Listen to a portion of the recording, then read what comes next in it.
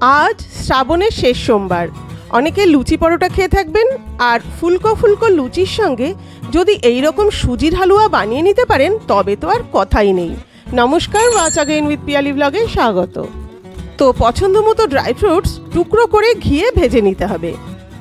এবারে শুকনো খোলায় সুজি ভালো করে ভেজে নিয়ে আগের থেকে জাল দিয়ে রাখা দুধের মধ্যে প্রায় 15 থেকে 20 মিনিট ভিজিয়ে রাখুন।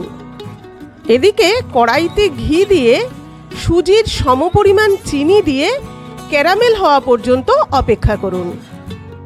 এলাচ গুঁড়ো দিয়ে দুধে গোলা সুজি ঢেলে দিন, নাড়াচাড়া করে গুঁড়ো দুধ ঢেলে দিন, মিনিট 2-3 নাড়াচাড়া করে ঘি দিয়ে নামিয়ে নিন। বাড়ির যে কোনো পুজোতেও এভাবে সুজির হালুয়া তৈরি করে নিন, কথা দিচ্ছি দারুণ লাগবে।